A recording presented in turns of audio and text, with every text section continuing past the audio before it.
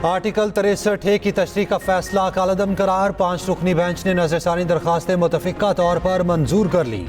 Chief justice काजी फाइज ईसा ने remarks दिए, जज कौन होता है ये कहने वाला कोई रुकन मुनहरिफ हुआ, ये पार्टी सरबरा का इख्तियार है किसी को मुनहरिफ होने का डिक्लेरेशन दे या ना दे।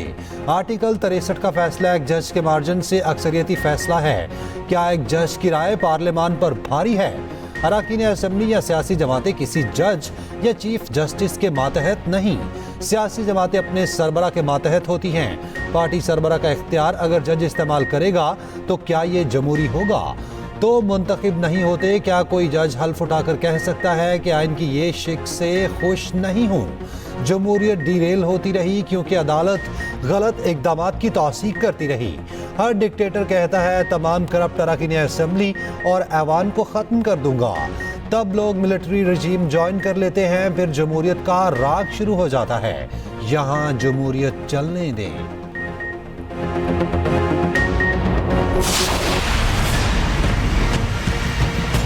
आईनी तरमीम का मसला है। मुझे हैरत है इस बात पर कि उन्हें इस बात में उजलत किस चीज़ की। एक ज़माने में हमें कहा गया कि इतवार के दिन ही करना है वरना सोमवार आएगा तो आसमान ज़मीन पर गिर आएगा। ये बिल अपनी तफसीलात के साथ इस काबिल नहीं है कि उसको पास किया जाए, उसको सपोर्ट किया जाए, और हम किसी भी कीमत पर हुकूमत के साथ प्लस होने के लिए आमादा नहीं हैं। सेशन ए के हवाले से फैसला अगर आया है, अदालत का फैसला है, हम कबूल करते हैं, लेकिन बात बुनियादी ये है कि इसमें कोई मैच फिक्सिंग नहीं होनी चाहिए। मौलाना को मनाने की तमाम हुकूमती कोशिशें, रायगां सरबराह JQI का आईनी तरमीम पर किसी सूरत हुकूमत का साथ न देने का ऐलान। कहा, आईनी तरमीम पर किसी सूरत हुकूमत का साथ देने पर आमादा नहीं। हुकूमत को आईनी तरमीम पास करने की क्या इमरजेंसी थी? इतवार को ही बिल पास करना है वरना पीर को आसमान गिर जाएगा। 18वीं तरमीम के लिए हम 9 महीने साथ बैठे, आज एक तरमीम के लिए हमें 24 घंटे में हिमायत का कहा जा रहा है। ये मुमकिन नहीं। मशवरा दिया शंघाई ताउन कॉन्फ्रेंस के पेश नज़र आईनी तरमीम का बिल मुअख्खर किया जाए। अपोजिशन भी एहतजाज मुअख्खर कर दे। ये भी कहा, आर्टिकल 63 का फैसला कबूल करते हैं मगर मैच फिक्सिंग नहीं होनी चाहिए। फैसला खरीदो फरोख्त का जरिया नहीं बनना चाहिए।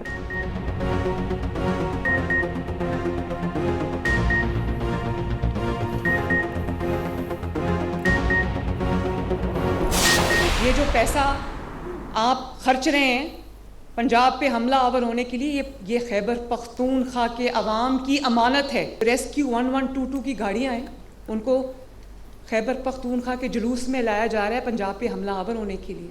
जो ज़हनी मफलूज है वो ये लोग हैं जिनसे ना काम होता है ना किसी को करने देते हैं, जिनका काम ही ये इंतशार करो, घेराओ, जलाओ। हर रोज़ एक नया तमाशा, एक नया ड्रामा खड़ा हो जाता है। मुझे कोई फर्क नहीं पड़ता, लगे रहो। वज़ीर आला पंजाब मरियम नवाज के PTI पर लफ्जी वार। वाज़े किया, पंजाब की हिफाजत अच्छी तरह करनी आती है, आप फिक्र ना करें, हम आपसे अच्छी तरह निमट लेंगे। आपसे काम होता है नहीं, ना किसी को करने देते हैं। आपका काम जलाओ घिराओ है, रोज़ नया तमाशा, नया ड्रामा खड़ा करते हैं। आप सरकारी एहलकारों को लेकर पंजाब पर हमलावर हो रहे हैं। पंजाब तो ये नहीं होने देगा।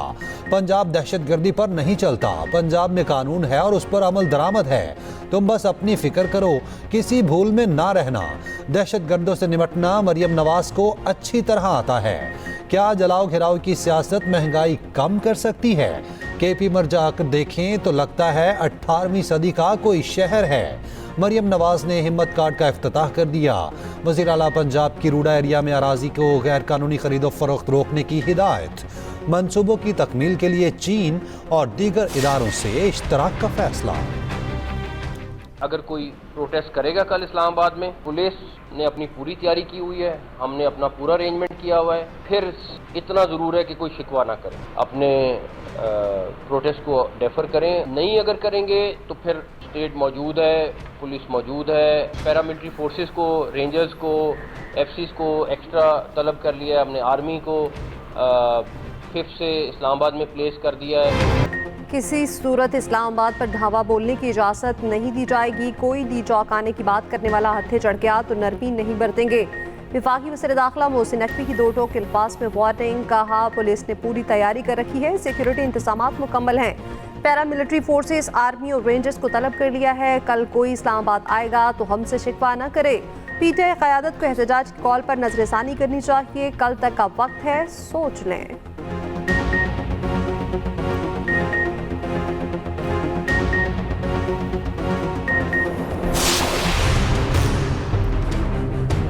Together we will inshallah find new heights to promote our trade, commerce, investments, and of course non-traditional items which can have great potential for our bright future. वज़ीर आज़म शहबाज शरीफ का मलेशिया के साथ दिफा और सिक्योरिटी के शोबे में ताउन को फ़रोग देने का आज़्म। कहा, पाकिस्तान और मलेशिया के दरमियान बेहतरीन ताल्लुकात हैं। ताल्लुकात को फ़रोग देने में मलेशियन वज़ीर आज़म की काबिल कदर खिदमात हैं। मलेशियन वज़ीर आज़म ने शहबाज शरीफ की तारीफ़ की और कहा, आपके काम की लगन मुल्की मफाद में है, मुख्तलिफ शोबों में ताउन के लिए तैयार हैं। मलेशियन वज़ीर आज़म ने उर्दू ज़ुबान में शुक्रिया अदा किया। मलेशियन वज़ीर आज़म की मसला कश्मीर पर पाकिस्तान के मौक़िफ़ की हिमायत। मसला यूएन करारदादों के मुताबिक हल करने का मुतालबा। वज़ीर आज़म की मलेशियन हम मनसब से 1-on-1 मुलाकात। वज़ीर आज़म हाउस आमद पर पुरतपाक इस्तकबाल। गार्ड ऑफ ऑनर पेश किया गया। वफूद की सतह पर मुज़ाकरात, मुफाहमती यादाश्तों पर दस्तखत। मलेशियन वज़ीर आज़म की सदर आसिफ जरदारी से मुलाकात। ऐवान सदर पहुँचने पर पुरतपाक इस्तकबाल। सदर मुमलिकत ने मलेशियन वज़ीर आज़म को निशान पाकिस्तान से नवाजा।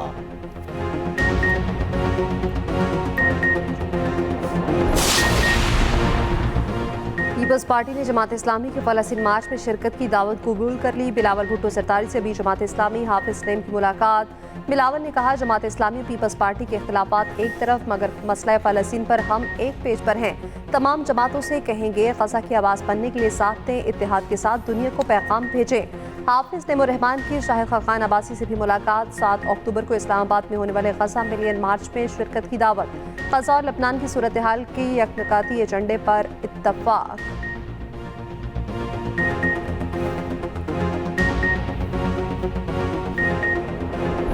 गुलामी की बात करते हैं। गुलामी तो ज़हनी गुलामी पहले अपनी सही करें।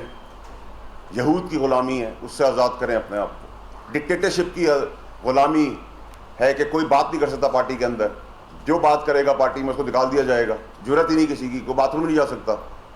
एक प्यादा उनको मिला गंडापुर, वो आग बरस रहा है। वो आग इसलिए बरस रहा है कि वो सीएम है। अगले सीएम का नाम दे दें, वो इससे ज़्यादा आग बरसेगा। बाकी पार्टी में कौन है? गौर साहब है, शरीफ आदमी है, उनको कह दिया निकाल दे, बुज़दिल है। ये बुज़दिली नहीं है। बुज़दिली ये है कि आप गरीबों को मरवाने के लिए ये सारे एहतजाज की कॉल और सारे ड्रामेबाजी आप कर रहे हैं। तहरीक इंसाफ को लाशें चाहिए, ये उसी मंसूबे पर अमल पैरा है। मासूमों को मरवाने के लिए एहतजाज की कॉल दी जा रही है। ये रेड जोन इसलिए आना चाहते हैं ताकि लड़ाई हो और पाकिस्तानियों का खून बहे। अदलिया को मासूम जानें बचाने के लिए मुदाखलत करनी चाहिए। सेनेटर फैसल वावडा की न्यूज़ कॉन्फ्रेंस। कहा, बानी पीटीआई अपनी सियासत के ताबूत में आखिरी कील ठोंक रहे हैं। हुकूमत की रिट को चैलेंज करना मुल्क से गद्दारी के मुतरादिफ है।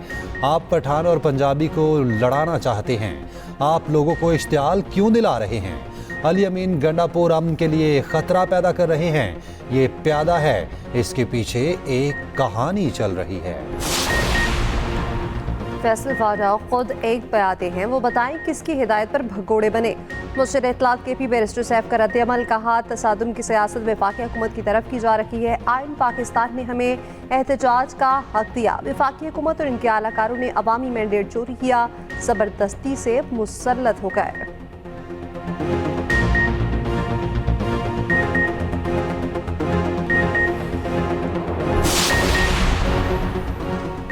सुप्रीम कोर्ट के बाहर एहतजाज। चेयरमैन PTI बैरिस्टर गोहर समेत 20 वकला के खिलाफ मुकदमा दर्ज। लतीफ़ खोसा, शिबली फराज, सलमान अकरम राजा, आजम सवाती नामजद। एहतजाज में PTI के झंडे उठाने वाले 100 से ज़ायद नामालूम अफराद भी शामिल। मुकदमे में इंसदाद दहशतगर्दी एक्ट और संगीन दफात शामिल।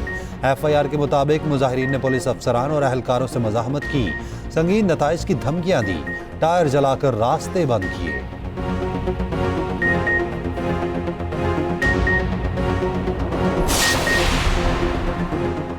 PTI पीटीआई के एहतजाज के पेश नज़र इस्लामाबाद और रावलपिंडी के मुख्तलिफ शाहराहों पर कंटेनर्स लगा दिए गए। M1 मोटरवे की दोनों लाइन्स को कंटेनर्स लगाकर बंद कर दिया गया। रावलपिंडी पुलिस ने नसीराबाद में M1 टोल प्लाजा को भी रुकावटें खड़ी करके बंद कर दिया। उधर लाहौर में 6 दिन के लिए दफा 144 नाफिज सियासी इज्तिमा धरने, सियासी इज्तिमाई मुशाहरों पर पाबंदी आयद।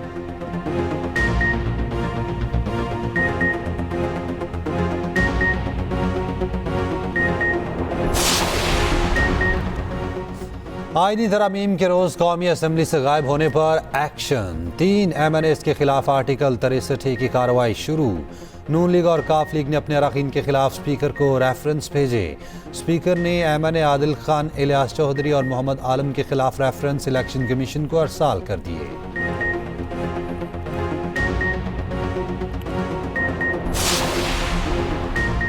बानी पीटीआई की जानिब से आर्टिकल 63 तशरीह नस्ल-ए-सानी समात का बॉयकॉट। सुप्रीम कोर्ट में बानी पीटीआई के वकील बैरिस्टर अली सफर ने दलाइल देते हुए कहा, बानी पीटीआई कहते हैं बेंच कानूनी नहीं है, इसलिए आगे बढ़ने का फायदा नहीं। बानी अदालत से खुद मुखातिब होना चाहते हैं। हुकूमत आईनी तरमीम ला रही है, तासुर है अदालत हॉर्स ट्रेडिंग की इजाजत देगी। कहा जा रहा है तरमीम के जरिए चीफ जस्टिस की मुद्दत बढ़ाई जाएगी। ये मामलात मफादात का टकराव है। चीफ जस्टिस ने रिमार्क्स दिए, इस बात पर तौहीन अदालत लगा सकते हैं। हॉर्स ट्रेडिंग कहकर बहुत भारी बयान दे रहे हैं। हॉर्स ट्रेडिंग क्या होती है आपको हम बताएं तो आपको शर्मिंदगी होगी। वोट भी शुमार नहीं हुआ और निशस्त से भी हाथ धोना पड़ेगा। इस हिसाब से तो पार्टी के खिलाफ वोट देना खुदकुश हमला है। अगर कोई पार्टी पॉलिसी से मुत्तफिक ना हो तो मुस्ताफी हो सकता है। चीफ जस्टिस ने वाज़ेह किया, जजेस के दरमियान कोई लड़ाई नहीं, ऐसा नहीं है, इदारा टूट गया। जस्टिस जमाल बंदोखेल ने कहा, अगर चीफ जस्टिस खुद मुद्दत मुलाजमत पे तौसील लेने से इनकार करते तो क्या होगा।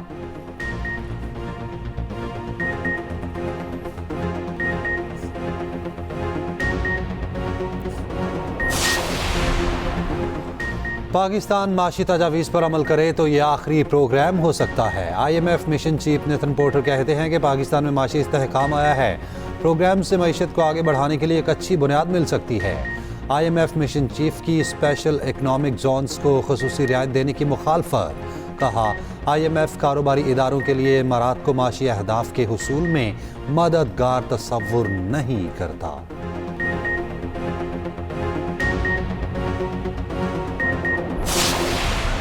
इसराइल को लबनान में सख्त निज़ामत का सामना। ज़मीनी दस्तों के दाखिले की कोशिश नाकाम बना दी गई। हिज़्बुल्लाह के टैंक श्रिकत मिसाइलों से हमले, इसराइली फौज दुम दबाकर दौड़ गई। मोकलाहट में बख्तरबंद भी छोड़ गई। हिज़्बुल्लाह के शुमाली इसराइल पर 20 रॉकेट हमले, हौसियों के तेल अवीव पर ड्रोन हमले, शेल्टर्स की तरफ भागने वाले मुतादिद इसराइली जख्मी। इसराइल का जनूबी लबनान में म्यूनिसिपल की इमारत पर हमला। हिज़्बुल्लाह के 15 जंगजू मारने का दावा। बैरूत में भी मिसाइल हमला, 9 शहरी शहीद। इसराइल का गज़ा में हमास रहनुमा को शहीद करने का भी दावा। गज़ा में बमबारी जारी, एक दिन में मज़ीद 100 फ़लस्तीनी शहीद।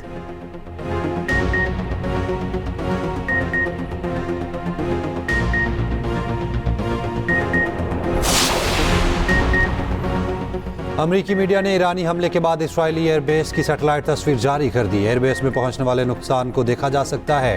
इमारत के चारों अतराफ मलबे का ढेर भी वाज़ेह। ईरानी सदर मसूद पज़ेश्कियान का कहना है, ईरान किसी के साथ जंग नहीं चाहता, हम चाहते हैं मगर इसराइल जवाब पर मजबूर करता है। इसराइल ने कोई कार्रवाई की तो हमारा जवाब ज़्यादा सख्त होगा। अमेरिका और यूरोप इसराइल के बढ़ते जराइम को रुकवाएं। सऊदी वज़ीर ख़ारजा ने कहा, रियासत फ़लस्तीन का क़याम मुमलिकत की तरजीह है। जर्मनी के बाद फ्रांस ने भी अपने शहरियों को ईरान छोड़ने का मशवरा दे दिया।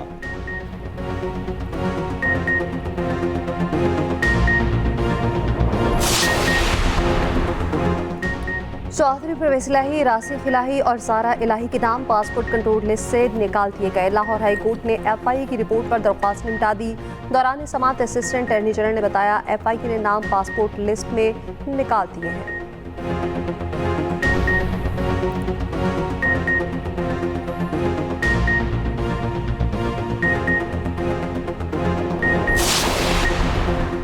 शंघाई ताउन तंजीम के इजलास के मौके पर फूड प्रूफ सिक्योरिटी इंतजाम की तैयारी। इस्लामाबाद रेड जोन की सिक्योरिटी रेंजर्स के हवाले करने पर गौर। सराय के मुताबिक रेंजर्स की तैनाती SCO कॉन्फ्रेंस खत्म होने तक की जाएगी। एहलकार अहम सरकारी इमारतों के बाहर तैनात होंगे। रेड जोन के दाखिली रास्तों पर भी नफरी तैनात होगी।